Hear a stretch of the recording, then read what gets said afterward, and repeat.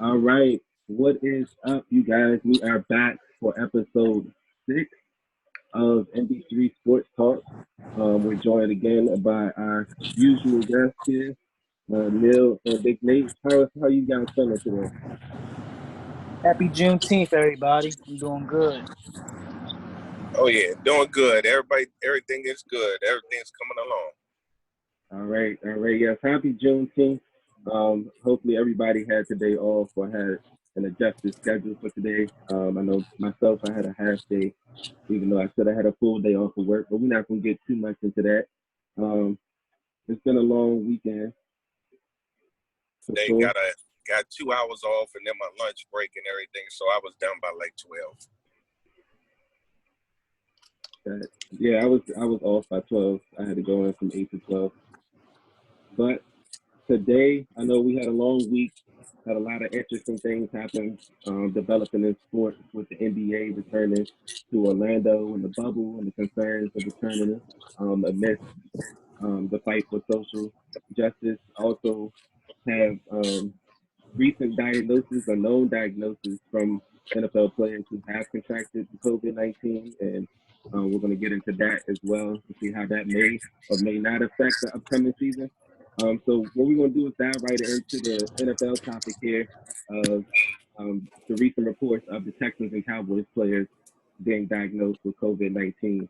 The question I wanted to present to you fellas today is, do you think that the recent diagnosis will impact the start of the season and how the season is played? I know they're already discussing opening up with no fans, but do you think that they would have other precautionary reasons or terms set in place for teams moving forward as they begin to return to their facilities?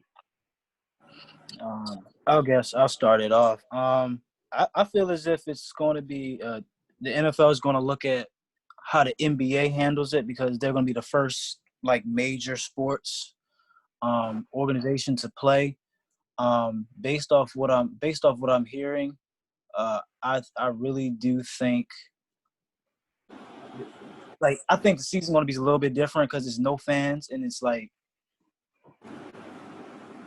I'm trying to say it's going to be weird because it's like how do you play NFL? I'm like how do you play NFL games in these games without fans and just like how do you play football knowing that your teammates might have COVID? It's like a very physical sport. So I'm just like you really can't. Right. You want to be safe, but at the same time, it's like how can you be social distancing and being healthy when football, basketball, these are real contact sports? So I really don't know like if they do it, what's the point? Because they have to play football, so they have to touch each other. So I don't. And as far as like players getting COVID, we expect that. Like most of these players have COVID that we don't even know about, but Right. because of the situation, they're able to heal faster and feel better. And I know Ezekiel Elliott's kind of upset that the word got out that he has it because he doesn't have it currently. He had it previously, and he's healed from it. So it's probably a lot of players like that. And if Right. and that's another thing. Like a lot of these players have it, and they're still going to play, and they still have to go on. Just like the NBA, it's a lot of players. It's a lot of players that had COVID-19 earlier, and they're fine now. So you really can't like you try to be safe, but at the same time, it's really hard. So I just think they just should do NFL season full throttle. Um, be safe as you can. I know practice is going to be weird because you can't really, people can't enter to the building. It's going to be less cameras and no fans for training camp. So I think the NFL, like as far as like the players and the game is going to be good, but as far as like everything else outside of it, the fandom, the broadcasting, it's going to be different environment. I definitely agree with the different environment, and also adding this in. You said it's a contact sport, so they sweat, they breathe. They're close up on each other all the time in between Yeah, plays. So it's gonna be hard to regulate. you can't play with a mask on. Like, Right, right. That's a good point. That's a good point. What about you, Big Nate? I think it will have some. Can you guys hear me? Okay. yeah, Yeah. Okay, I think there will be some effects to the games and the broadcast without fans or whatever. However, I think they will try to model the NBA. They will try to move to a bubble, may go down the same to Disney World where they got like 7 football fields and they're able to have a couple of games during the day or whatever, stagger them that way. Or they may have some teams over in a different side over in Vegas where they're able to play a couple more games during the course of the week and everything. But as far as catching it, I think it's inevitable. I think it's inevitable that you just have to. It's just human way. You're gonna have to govern for about 50% will get it. If they had it in the past, they won't be able to get it in the future because your body will develop antibodies and you won't get it coming back. So that shortens it right there. But coming into camps and being exposed from different people from their states or whether how soon they opened up, how soon they were exposed to other people, they will come into camp. Some people will test positive. And like Neil said, a couple days are gonna go by and they're gonna test negative because they were on the tail end and they never knew that they were. And I think that's what Zeke was. He was on the tail end before he found out that he had it, and then a couple days later he tested negative and he was good to go after a couple days of staying in his house by himself. But, word on big name stars is going to get out. Somebody's going to leak something out. That's how the media does. They pay the people for the information.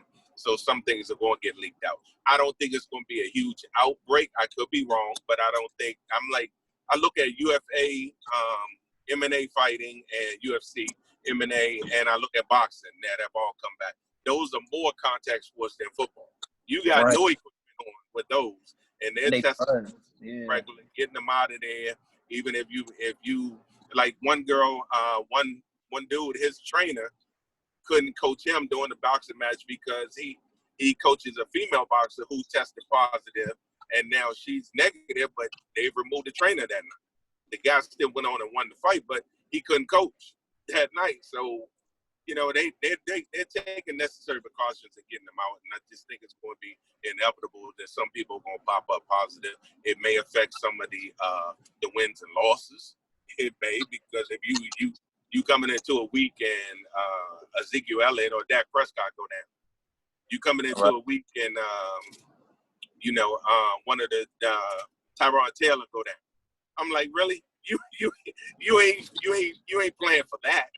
Mm-hmm. So and now you got the rookie in there on week 2 where you had won week 1 and came with all this momentum, and then you got to start over again. So it may impact some things right there.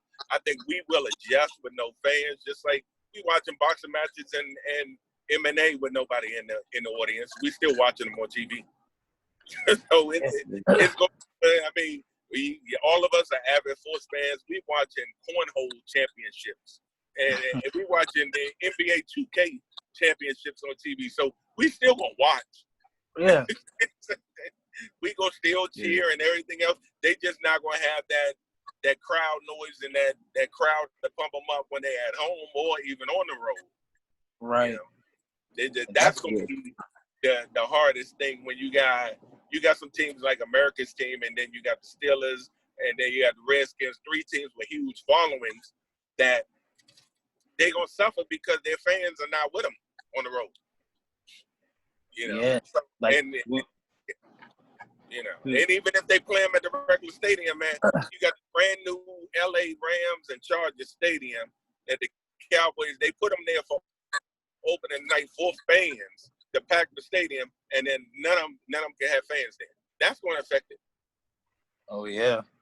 We're gonna see this year like who's really the best team, because a lot of these teams benefit from having raucous crowds like the Seahawks and all that. So like we're gonna see like which team is mentally, better than the other, because having no fans is a big deal because you got the adrenaline pumping and all that stuff. So that goes for the NBA too. Like a lot of these teams not gonna have that home court, so you gotta really rely on your superstars, because these role players really rely on the crowd. So it's going to show who's really the best. That's why I believe like titles are being tainted, or like it's going to be tougher because there's no support.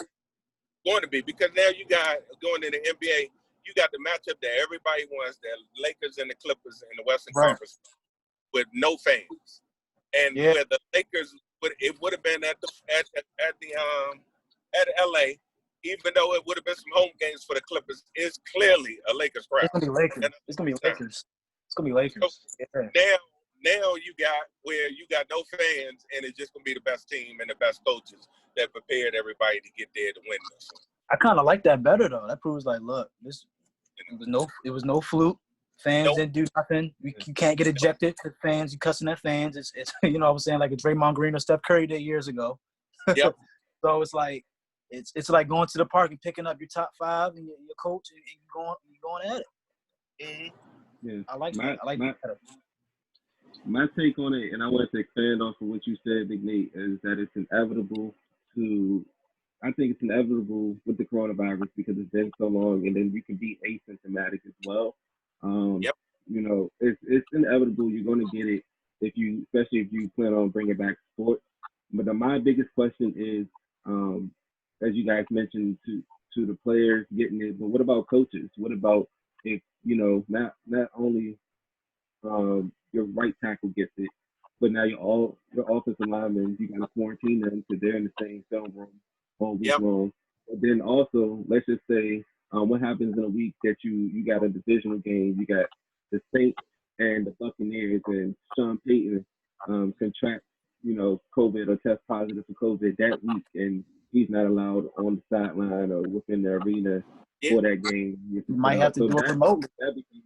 That becomes, you know, but then it's also, you know, with technology, you got to have the right security in place to make sure that they're doing anything. So it's all that comes into factors, because if you got players and coaches and then you're going to isolate them, but how they going to practice that week, how they going to get the game plan that week, and then also what you guys said about home field advantage.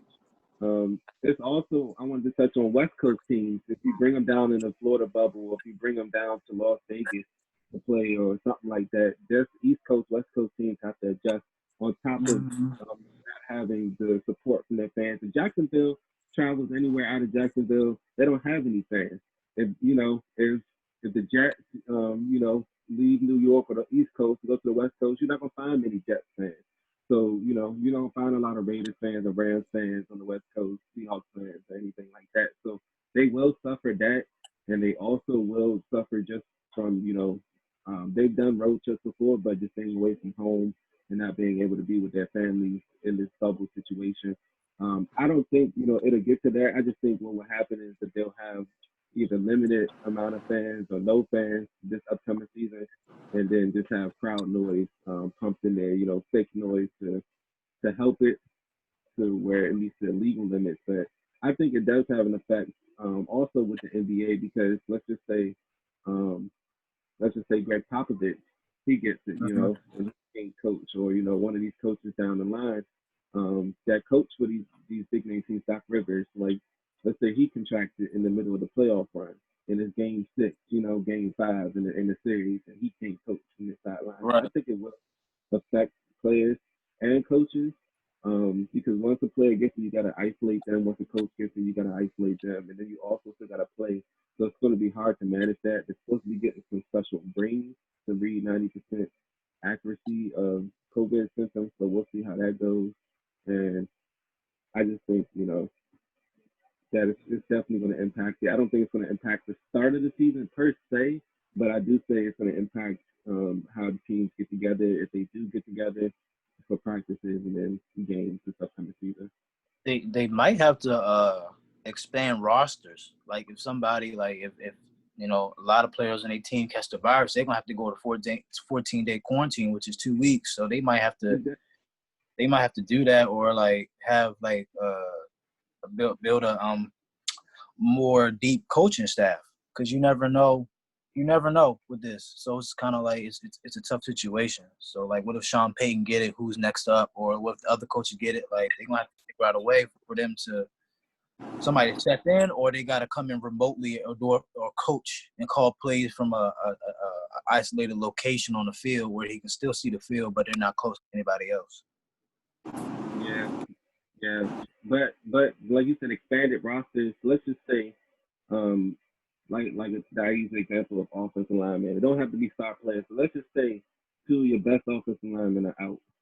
Right. You know, and then you got to use backups who don't have as much experience, and it's a prime time game, and it's a meaningful game going into it, and you got to game plan with these backups, and it's not ideal because the player's not hurt; they just have COVID symptoms. Yeah, that injury report gonna say just Corona on the bottom. Like I was like, wow, all the way down.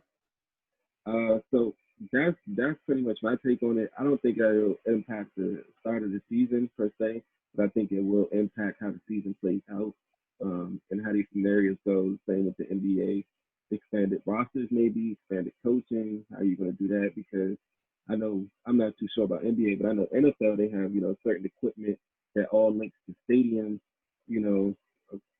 equipment, and you can't just take that outside the stadium.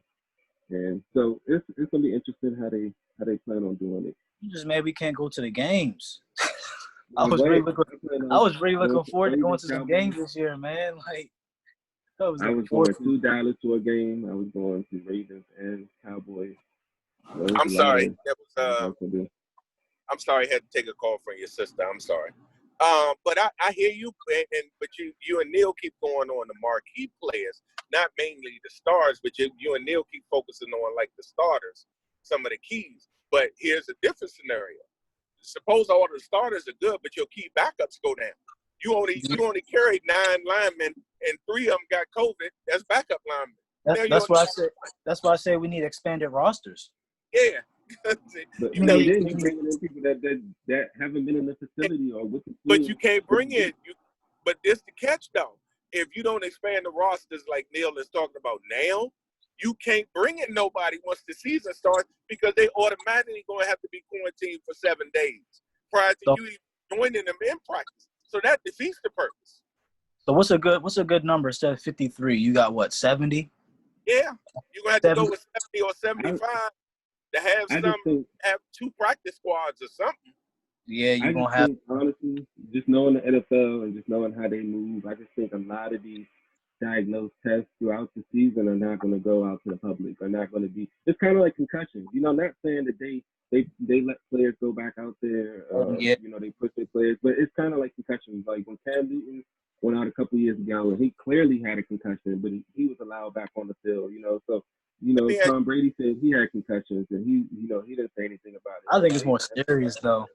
Yeah, but let me ask you about.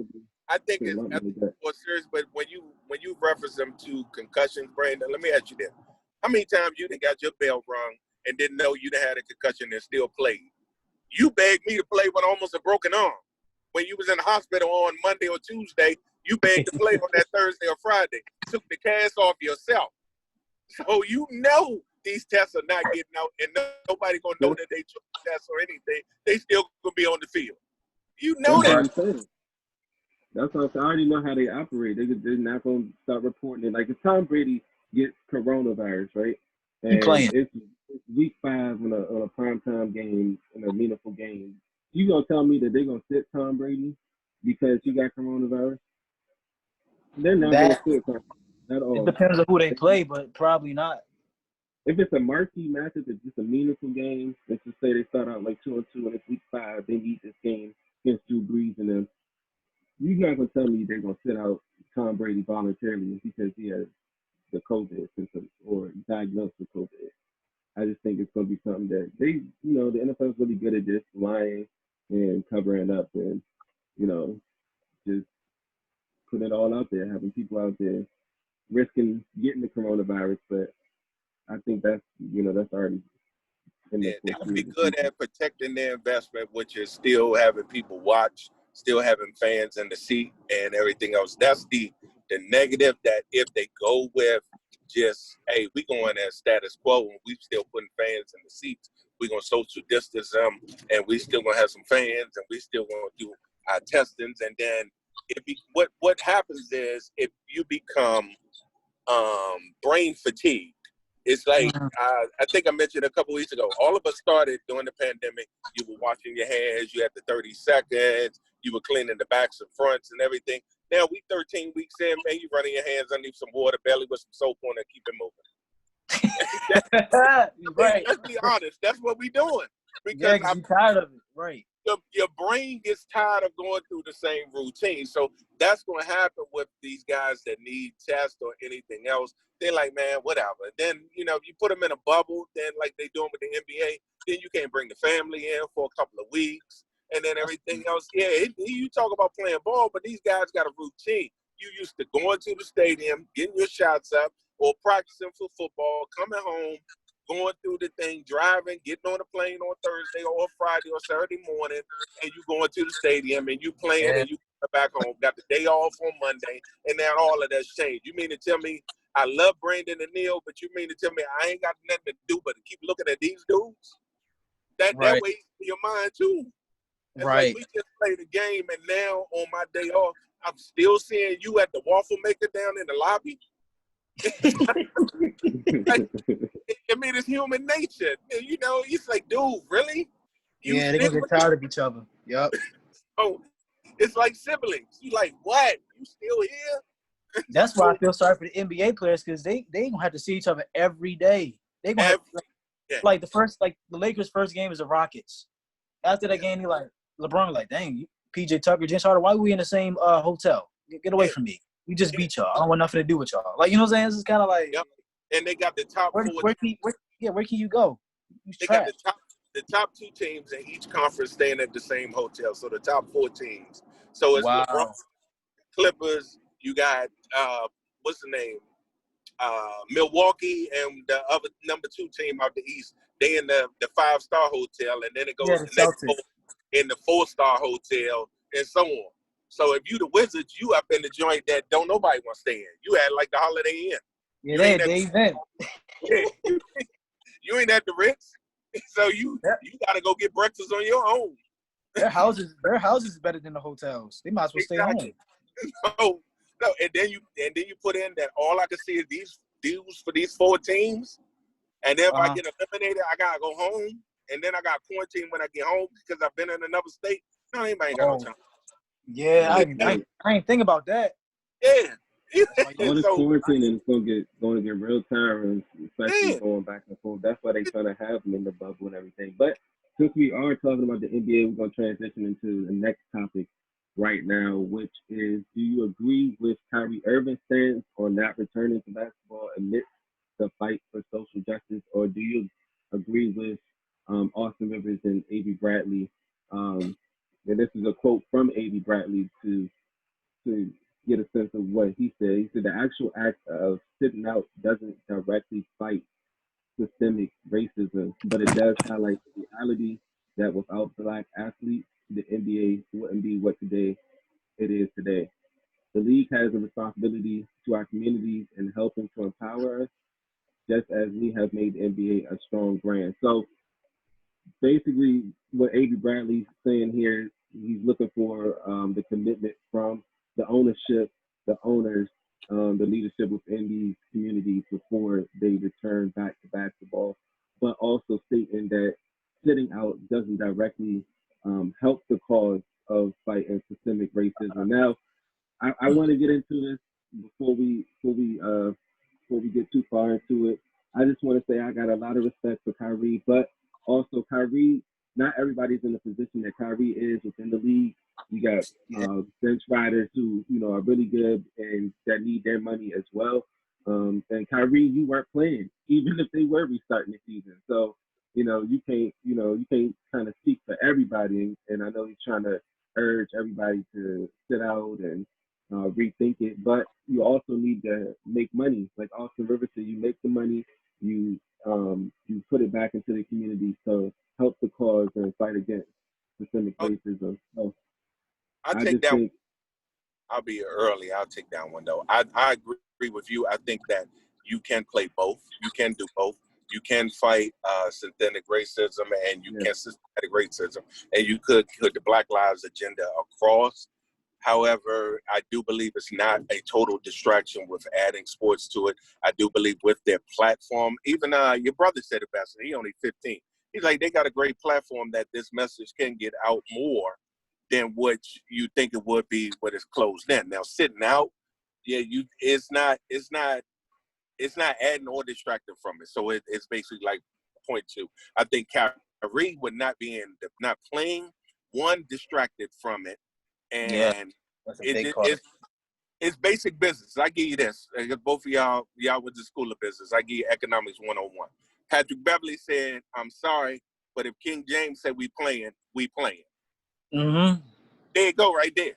It's He's levels like, to it. this is a moneymaker. If King James is comfortable, we playing. Right. That's right. But that's why I said I agree that, that sitting out doesn't directly help the cause, but it would highlight it, Yeah. just like we were saying a couple episodes ago about athletes choosing HBCUs over PWIs. That would highlight it, but it wouldn't, directly help it at the moment, So I think bringing back sports and bringing back not only sports, and I don't think it'd be a distraction, but also helping the players and coaches get paid because their money has stopped, and they can be able to give into the community while also continuing their seasons. Because if you lose basketball, that's a lot. That's gonna put you guys in a hole in terms of the NBA because you got TV deals that have fell through, and you haven't finished the NBA season. So now you got some players who might be upset about that, and just I think the right thing would be to start if it's safe. I think if you're gonna have a safe environment for them to come back. And I think nobody should be allowed to leave the bubble area or anything. Just keep a close eye on that. And I like some players said a couple weeks ago, if you in a bubble with LeBron, you think he gonna let you go out partying and and everything, like he's trying to win the championship. Party where? Right. But that's what I'm saying. Some people find anywhere to go, have a little bit of fun. But you think, LeBron gonna let you sneak out here and go out here amongst this coronavirus? You gonna have Kyle Kuzma on the loose. Even though I will say they have been out here with the protests, and I've seen a couple players with and without masks. I just wish they would take that to a little bit more precaution. I'm with them going out to protest and make sure you keep the mask on so you can continue your season, especially if you want to continue your season. But I don't agree with Kyrie. I think he has kind of a bias to it just because he wasn't playing this tournament, and him sitting on the bench and supporting his team would distract him from fighting social, systemic racism. But in terms of everybody else, I think it'll be good for the NBA to come back, even though in the format they haven't come back yet. Yeah.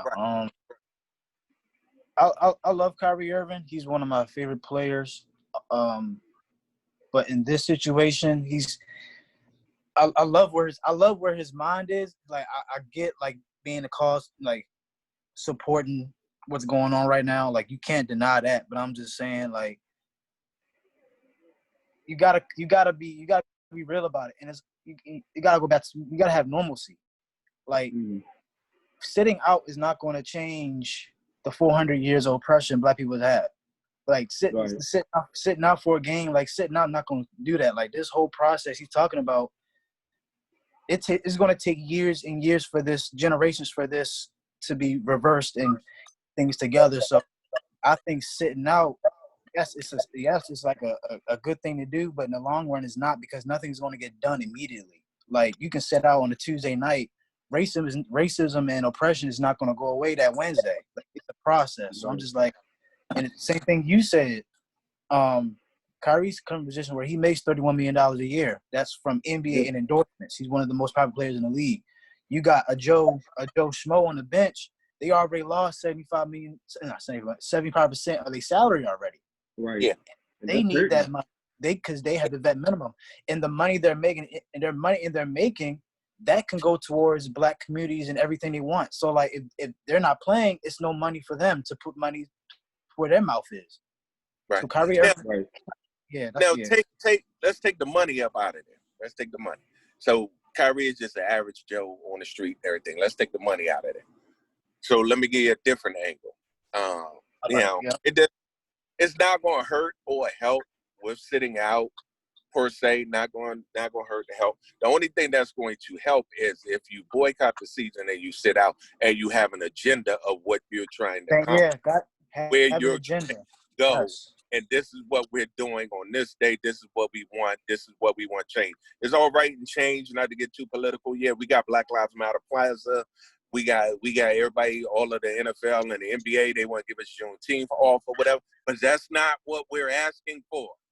Nope. That's not. Everybody has a misconception of defunding the police means we're taking the police department out. No, defunding the police doesn't mean that. It means we're going to put the money back to where it's needed to some of the schools, some of the after-school programs, some of the things that you cut to add to the police budget. That's what defunding means, and we need to get that message across. And a clear view is when you have the players and their big platform to get that message across, because now people are starting to listen to it. Now, Kyrie thing, we take it all out of it. Kyrie is just an average Joe and everything else. You sitting out, you don't have an agenda. What are you affecting? You're not affecting. What's the purpose? You got to sit out with a cause. Yeah. The problem.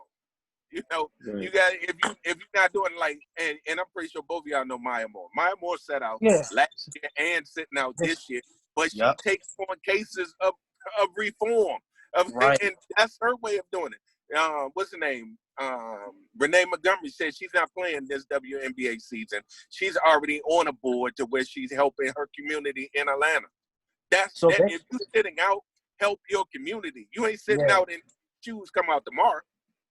That ain't sitting out.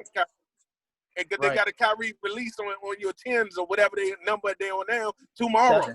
Seven. That ain't sitting out, Kyrie, because your pocket still paid for that. Still good. But I think the root of this all is just that, you know, they're upset that their owners and leadership haven't made enough commitment to this systemic racism and fighting that. You know, they haven't publicly come out like you've had the NFL, besides Adam Silver, you know. But, you know, any owners, and that's the NFL and NBA, no owner has come out and, you know, really said anything besides Mark Cuban and, you know, people like that, you know. But you haven't had a lot of people. Rest, though. Don't come Mark Cuban with the rest, because Mark Cuban is from you guys' generation. He's a little bit younger than me, maybe the same age. He grew up in that age. Mark Cuban made his money from you. So Mark Cuban's not one of them. Mark Cuban wasn't born with that silver spoon. That's why Mark Cuban is speaking up. That's Mark why Cuban Roger with everything. He's my favorite. Roger Goodell is like, you can't harm me right now. So, but that on the NFL, yeah, exactly. Until you get one to stand on their own, and it's got to be a big name owner, somebody like a Jerry Robert Clapp or someone of that nature. The Rooneys from Pittsburgh. So somebody. Jerry Jones. Yeah, I said Jerry Jones, Robert Kraft. Jerry, the main one. From Chicago Bears, them to speak up and say, this is what we're doing. We're ending systematic racism. These are the steps that we're putting in place. We all know it has existed for years, even before the whole new wave of Black Lives Movement with the police killings recently. And you can go back and look at the owners and look at the GMs in football and everything. We just got the 9th GM in basketball. That's an African American. That's from DC. You know, but you look how many African Americans can play on these sports. And so until you started from inside, Kyrie, I applaud your effort. I applaud it. But you're not saying nothing to go with the effort. Yeah, he's just doing it. Just do it.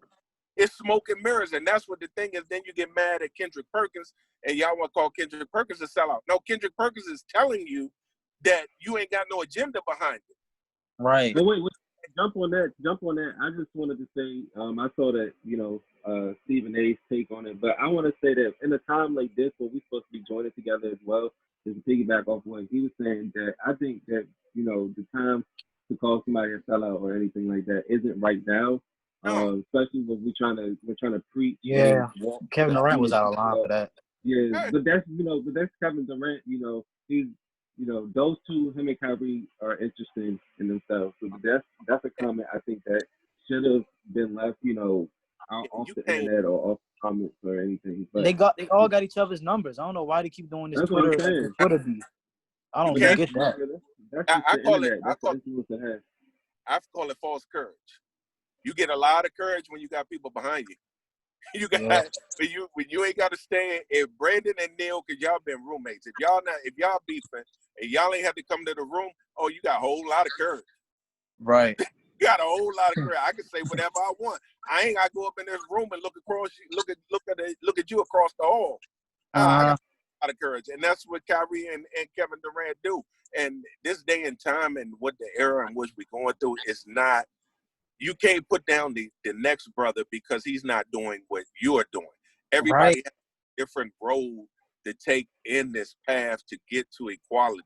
It's not going to be easy, and it's not going to be the same. Everybody is not meant to be the spokesperson, Kyrie. Everybody has a different path. And remember, Kyrie is on he's a vice president of Player Association, so he's trying to ingratiate himself. But I'm thinking it's not really working because he just got that position.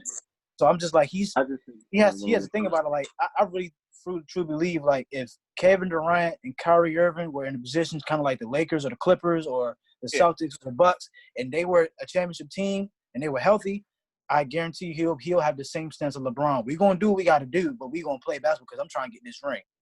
So he coming from a different situation. And Kendrick Perkins is mad because Kyrie Irving a couple weeks ago saying, he with Orlando. He want to go down there to support his team even though he hurt. NBA said, we'd rather you stay home because we don't want you to catch corona or anything, so stay home. He got salty. Yep. So you got to look at it. You're just speaking off emotion. Oh, I don't want the players to go to Orlando because I'm not going. That's kind of bratty. And that's the only thing I like about Kyrie. Kyrie, he wants things his way, and it's kind of like it's not about you, Kyrie. It's kind of like it's about everybody. We love the fact that you're doing this, but it's not about you.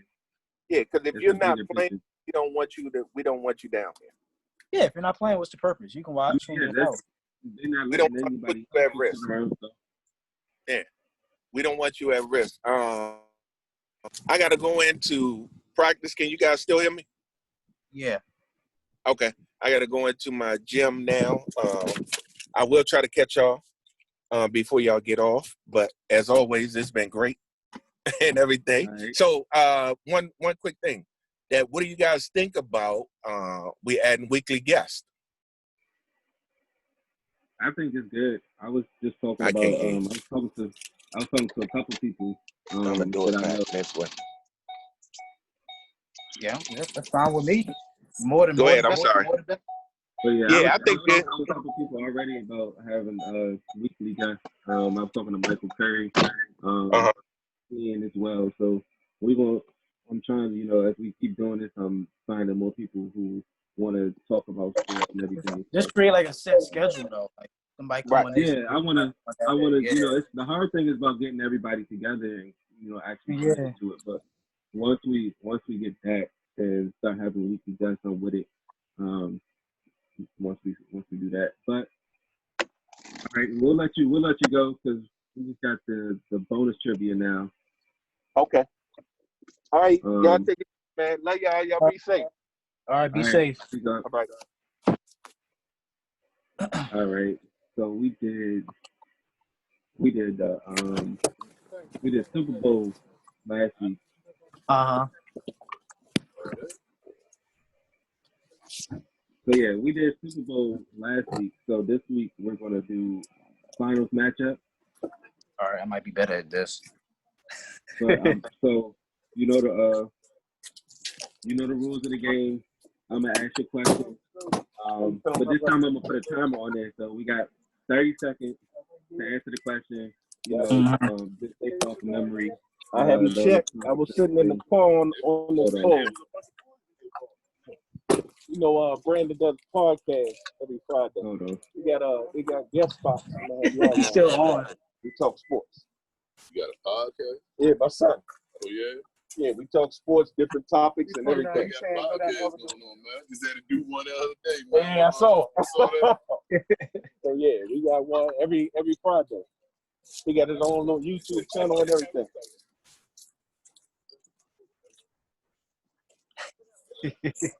You gotta edit this out.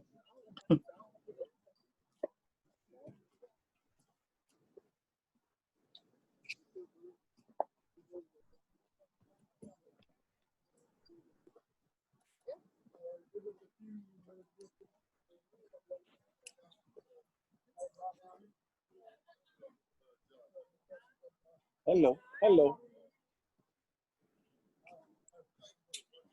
Hello,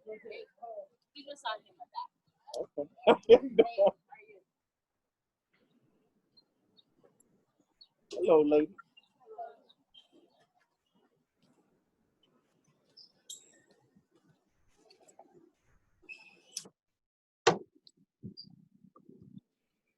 All right, so this week we're gonna do finals matchup. Last week we did Super Bowl matchup.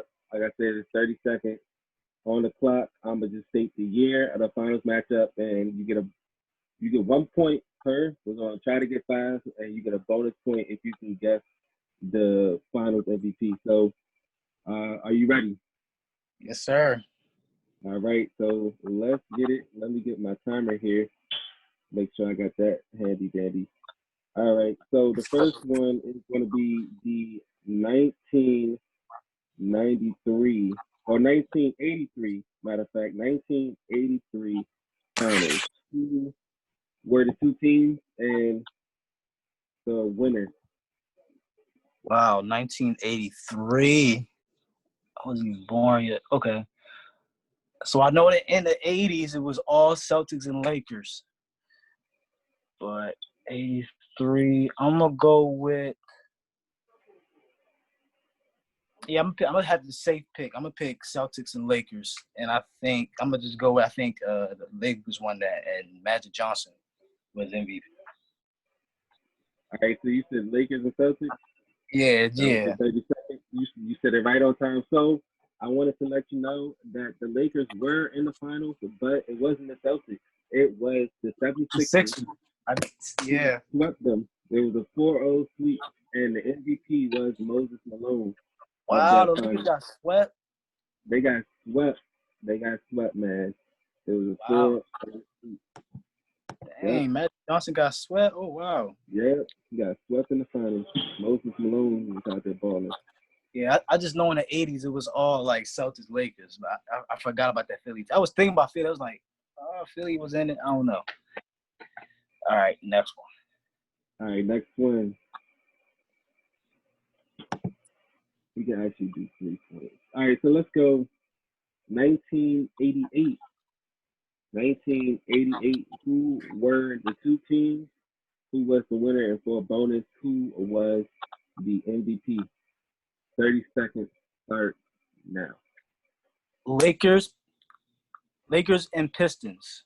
And Magic Johnson was MVP. Okay, that's your answer? Yeah, my final answer.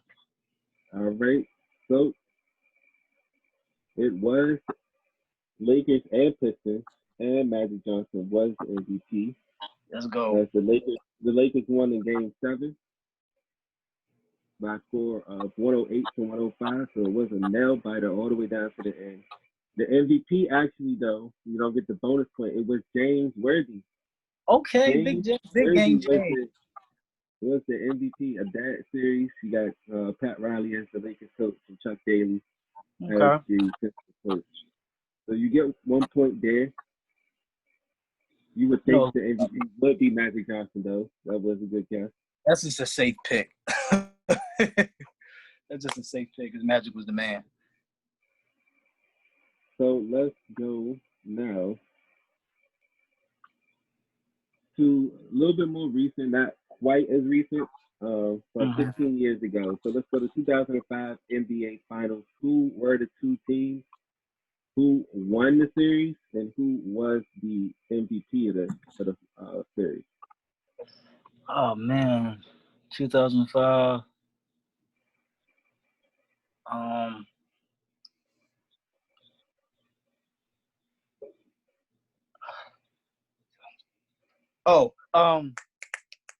Pistons, Spurs won. And I say the Finals MVP had to go to Tim Duncan. All right, so that's your final answer? Yeah.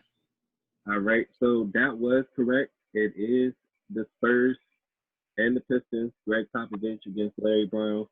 Tim Duncan was the MVP, and they did win in Game 7, so that was a close series as well. I was about to say Lakers and Pistons, but that was 04. Yeah, that was I 04. had to think So about it. that's I was like, hold on, 04? Who was 05? The Spurs. I remember that. I was 10 years old. That's crazy. let's go to the year of 1990. So you may not get this one. This one's a tough one. So we have 1990 was the year. Who were the two teams? Who were the winners? And the MVP of the series? 1990. 1990. All right, I know this for a fact. I don't know who they played, but I know Detroit won it because they had two championships back to back in '89 and '90. I know Detroit Pistons won it. Who did they play? I have no clue who they played. I just know Detroit won because it's 1990. That was a year before Jordan finally won. That's You my don't answer. know. You have to take a wild guess who they play. All right, I'll take a guess. Wasn't it like Portland Trailblazers? That's your final answer. Yep, final answer And you said your MVP. was Isaiah Thomas. All right. So it was the Pistons and the Trailblazers. Yes. Isaiah Thomas was the Yeah. MVP. I could never guess the year the Trailblazers went to the finals. I always had that mixed up. I was thinking, I knew the Pistons won 89 and 90, and then Jordan won in 91. I know that because they were still the bad boys. All right. So we got 3 points. We got 2 more to go. So let's go 2002, early 2000. Who were the 2 teams? And who was the finals MVP? This was 2002. Oh, man. Lakers. It was a year after. I'm going to go with Lakers versus the Nets. And Shaq won. Lakers versus Nets. Right. Final answer? Final answer. This is 2002, right? Yep, 2002. Yep, 2002. All right. So it is Phil Jackson's Lakers. Byron Scott's Nets. Yes. Bring out the broom. Shaq was the MVP. Remember that year after they beat the Sixers. I remember that. I was going to say the Pacers, but I was like, that's going to be wrong. Let's take it back here. All right, so let's go 1980. 1980 NBA Finals matchup were these two teams, and the winner was blank, and the Finals MVP was who? Dang, 30 seconds. Oh, the 80s. Oh, man. Oh, man, 1980. 1980. How many seconds I got? Yeah, 15 seconds. I don't know, man. Oh, man. I have no clue. Celtics Lakers. I don't know. Celtics Lakers. I don't know. All right, that's tough. So let's see here. So we have the Lakers, Sixers again. MVP this time was Magic Johnson as the Lakers defeated them 4-1 in the 1980 finals. Mm-hmm. So no Celtics yet in the 80s. Wow, that's just a safe bet. I know it's one of those teams. Lakers, one of those teams. Oh, this one's a good one. All right, so the next one, we're going to take it 2 years back. 1978 NBA Finals matchup were these two teams, and the winner was who, and the MVP was what? 78. 1978.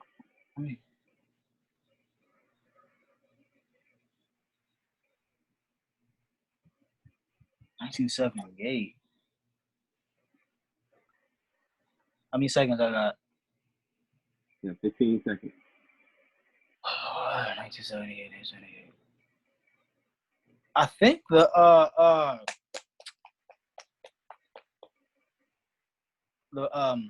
in the Baltimore Bullets, the Washington Bullets,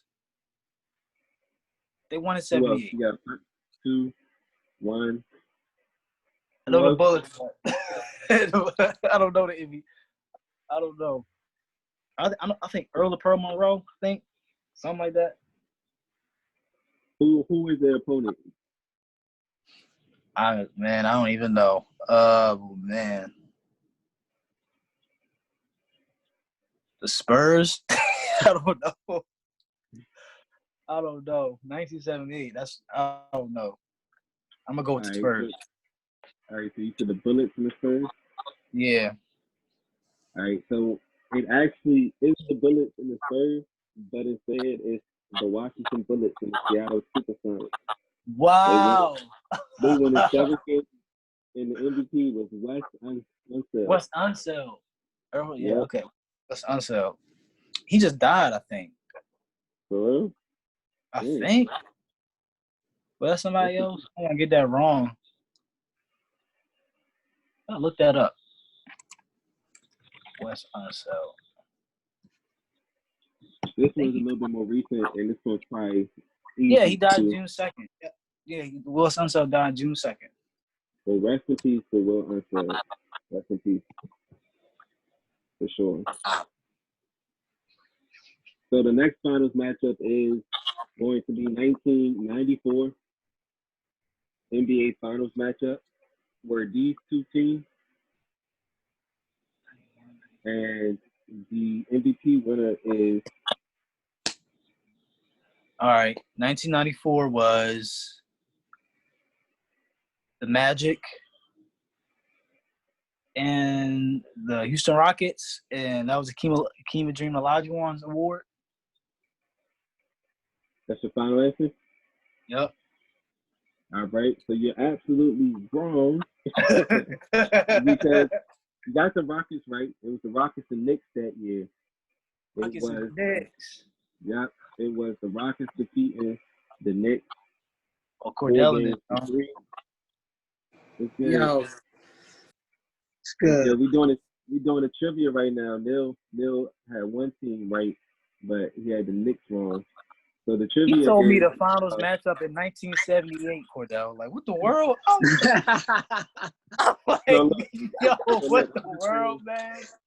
I'm just saying NBA finals matchup, and what you get a point for is if you guess the teams right, and then you get a bonus point if you guess the MVP. Okay. Get Cordell this, because I'm.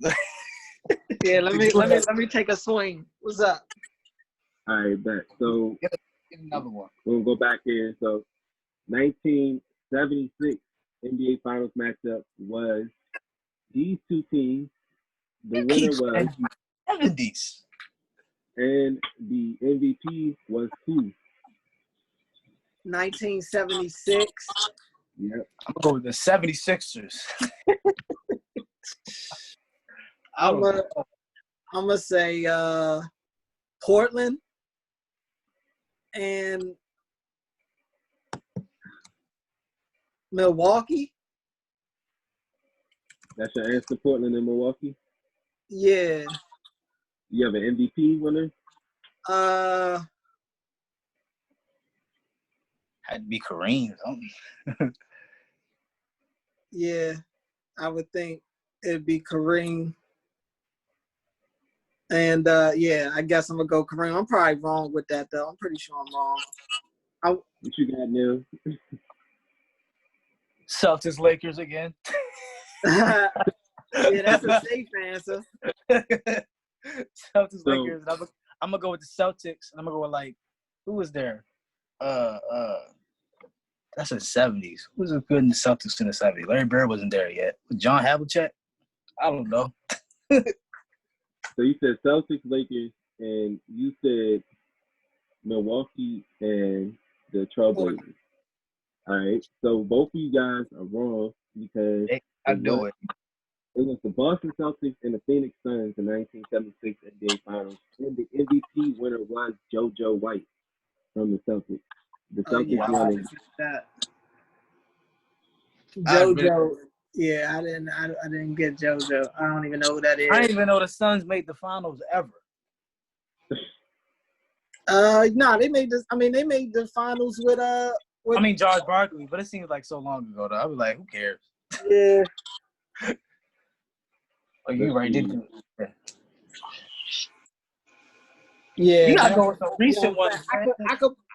I could definitely do better in the 80s and up. Some 70s I know, but I know I probably wouldn't get MVP. I know I'm probably not gonna get that one right. All right, so let's keep it in the 80s then. Late 80s, last year in the 80s, 1989, NBA Finals matchup was these two teams. The winner was blank, and the MVP final was who? You had 30 seconds starting now. Who's it on? Both Either of one. us. Yeah, both of y'all. Oh, I mean, Yeah, 20 seconds. Detroit Lakers. Pistons. Detroit and the Lakers in the Finals MVP was Isaiah. I think they swept the Lakers that year. Yeah. I got Detroit and Lakers, and I think did Joe Dumars ever win a Finals MVP? I'm gonna go with Joe. I'm gonna go with Joe Dumars. I'm gonna go with Joe Dumars MVP.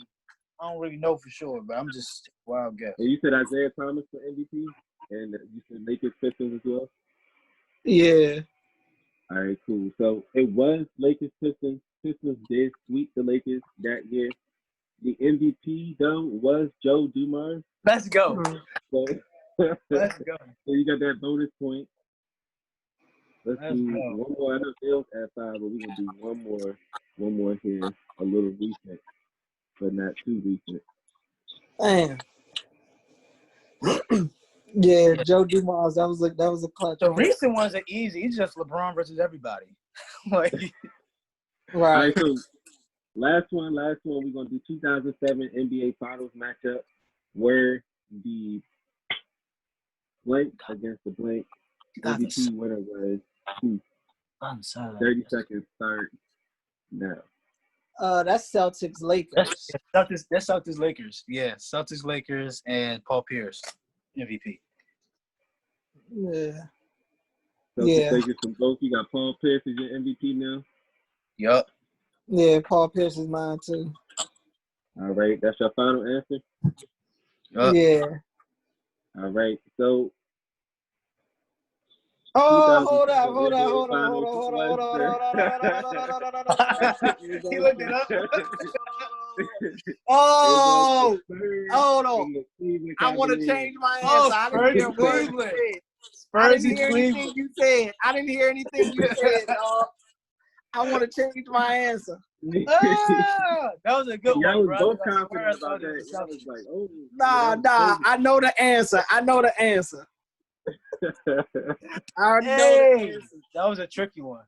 Was the first that was a tricky one. That was a good one. In the sweep, that's LeBron's first finals appearance with nobody to help him. Forgot about that. I knew it was one of those years. Because the Pistons won 06, right? No, that's Heat 106. Yeah, Heat 106. Pistons 106. Yeah, Heat 106. Yeah. That's right. Them were the days, man. Those were the days. You I can have keep getting 07, 08. unpredictable finals matchup. You had LeBron in every finals and everything. You had, from basically. And then the Lakers. Orlando. Yeah, Orlando made the 2010 one? Yeah. All right, so that is this week's trivia. Is called Guess the Finals Matchup. I know last week we did Guess the Super Bowl Matchup. That was pretty fun. Trying to I guessed on every single answer. I ain't Super know no. Bowl 20s and 30s, and my favorite Super Bowl 40s is the most confusing one. But I want to put my appreciation to you guys tapping in for another episode. I know Big Nate was in here earlier. He had to go for basketball practice, but definitely going to be back next week with some new topics and some more sports talk to have. I know that we touched on the COVID and how that'll affect NBA and NFL. So hopefully we get some news throughout the week in which we can talk on and expand on and be brief about. You guys got anything you want to say before we enjoy the rest of our Juneteenth? I got one thing to say. You heard the news about my coach might get Colin Kaepernick? That's all talk, man. And look, talk. if my Yeah, coach is he's Colin all Kaepernick, talk. I swear. But look, man, it's just talking He's all is a start. Talking is he's a all start. talk. Talking is a start. You got 3 quarterbacks on the roster, and you just drafted a rookie. I don't care. Look, I don't care. Colin Kaepernick. At least get him in the building. That's all I care about. Realistically, he'd be the third string on that team. Look, he on the team though. That's all I care about. You want to ride him on the bench? Yeah, I can play with him on Madden. He probably don't even want to be in no third string situation. He'd rather be at home. Minimum second string. And then I mean, look at it. We don't have proven quarterbacks. We got Tyrod and our rookie. You never know. I think he'll do better than any quarterback y'all got on the roster. Probably. I mean, I think we know what Tyrod could do. Tyrod has a ceiling. I like Tyrod. Don't get me wrong, but I mean, we know what we're going to get from him. And my man Jay Herbert, we don't know him, so you got a chance if you get on the team. You got a chance.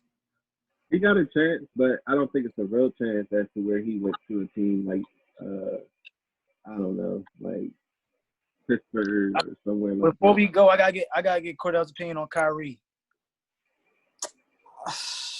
Because I know how I feel about Kyrie.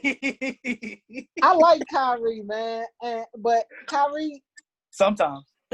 I like Kyrie sometimes. Kyrie is just heavily emotional, dog. He's one of the emotional. Him and KD are the two most emotional guys in the league. That's why I don't know how much that Brooklyn stuff is going to work. But I do think this whole situation is just another example of how emotional Kyrie is. He acts off emotions, dog. And I just don't know if Kyrie would have been doing this if he was able to play. You know what I'm saying? That's my thing. I don't know if Kyrie would have been pulling this if he would have been able to play. I got some guest stars for you for next week. I got Coach Henry right here for next week, Brandon. My son up in the window right there. Okay, you online right now? Yeah. What's going on, fellas? What's going on? So once we put together an agenda, we can get him on to talk basketball and everything. They talking Kyrie's impact to the core. Oh, they talking about the Kyrie situation? Okay. I can't really hear it though. It's too loud. But yeah, I know you was heated about Kyrie. Kyrie's a hothead. Nah, I mean, I wasn't even mad. I wasn't even mad at him. I was just, I don't know. It just threw me off. And then I still, I see his point because I've made that point before to people that I think that the reason that all this movement has gotten a lot of the traction, well, one of the reasons that I think has gotten the traction that it's gotten is because nothing else is going on right now. This is the only thing there is to talk about for real. This and COVID, you know what I'm saying? So I understand that point, but I think they could do more by being – I mean, I don't know. I think they could still do something by still being able to play basketball. Like, you know what I'm saying? They could still use that platform to let their voices be heard, and I'm sure that they will. You know what I'm saying? They already said that they will. So I don't really see an issue with it. But the fact that Kyrie can't be out there and stuff, I think that's one of his concerns and one of the reasons why he, trying to throw a wrench and stuff. He just, I don't know. Kyrie just be striking me as somebody that just got to be the center of attention, man. Yeah. Like, that's why he left Cleveland. That's why he left Cleveland, dog. He gotta be the spotlight gotta be on him. It just has to. And if it's not, he ain't happy. Wait till KD come back and KD get to just being KD. I want to see if Kyrie's still gonna be happy, even if they win it. Even if they win it. Yeah, because he won with LeBron and like, man, I want to leave. I love Kyrie. He's just different. I don't know what. God bless Kobe, but I don't know what Kobe was telling him. Kobe probably couldn't tell him nothing. Shoot. Yeah. I mean, for real, Kobe probably just enhanced what was already there. That confidence and stuff he got and everything probably just was like a reassuring thing, you know what I'm saying, to whatever he already was thinking. He just somebody that's like, you know what? If I think it, I feel it. You know what I'm saying? It's just how I feel. He just going to say it. I respect it, but it's like, bro, you just act off impulse. Like, it'd be the blind leading the blind for real. That's how I feel like with him, because he could just switch up tomorrow and feel totally different. Yeah, he said, "Oh, let's create our own league." I'm like, all right, man. You being like that's extra now. Like he wasn't saying this ever. I low key kind of like I see his point underneath everything though, because without the players, there's no league. I mean, come on, there's no league. Right. There's no league. Right. And if these dudes was to really pull their revenue and everything together, it's been done before. Just like my HBCU argument, it's been done before. So we're just used to things being the way that they are. But I wouldn't discount the fact that we could we got to start thinking that kind of big. I ain't necessarily saying whether we should do it or not. You know what I'm saying? I'm with creating a new league, but I'm just saying, like, I do think now is the time for us to have that kind of mindset to where why not just hit the grand slam, you know what I'm saying? Let's not stop here. Let's just take over. Like, and that's what he on. That's how he feeling. And I ain't mad at him for that.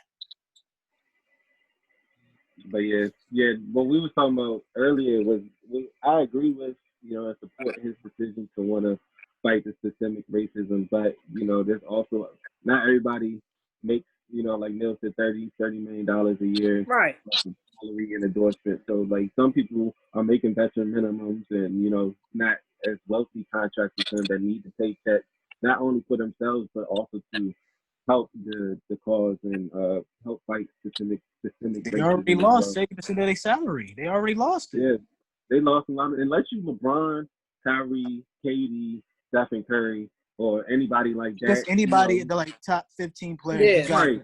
But if you like Joe Harris or I don't know, Miles Plumlee, right, right. Yeah, you know what I'm saying? Because CJ McCollum was on a podcast like a month ago. He said 80% of the league about to live off paycheck to paycheck. Right. Which I can believe. I mean, their paycheck is bigger. Their paycheck is bigger than ours, but where their lifestyle is kind of like, right. Man, I'm making millions, and now I'm making like 50,000, 75,000 after taxes. It's like, dang, I gotta keep this house. I gotta keep my responsibilities. So like, they going through it.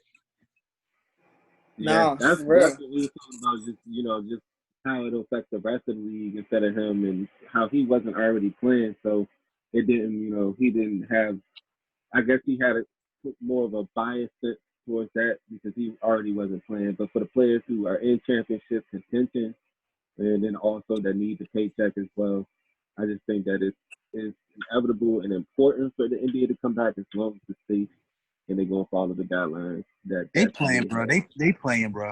Them players are playing. At least 95% of them gonna play. Yeah, they're gonna play. They're gonna play. Like Patrick Beverly said, if LeBron's playing, we all playing, and that's just how it is. If Tom Brady's playing in the NFL, everybody's playing. Honestly, I think this also goes into why, whether people agree or disagree, or why LeBron has to be in the conversation of the greatest of all time, dog. Because some of the pressure that this dude has on him, just the weight he holds, dog. And even in this era, the social media era, dog, like he is like been more than an athlete, dog, and he just holds so much responsibility. I don't think there's been another athlete in general in my lifetime that I can recall that has had hold the weight that he's had to hold, dog. Because and what Patrick Beverly said is true, dog. If LeBron say he playing, they gonna play. If not, they ain't. You know what I'm saying? Right. And for real, salute. People could say whatever they want about Bron, whichever way he choose.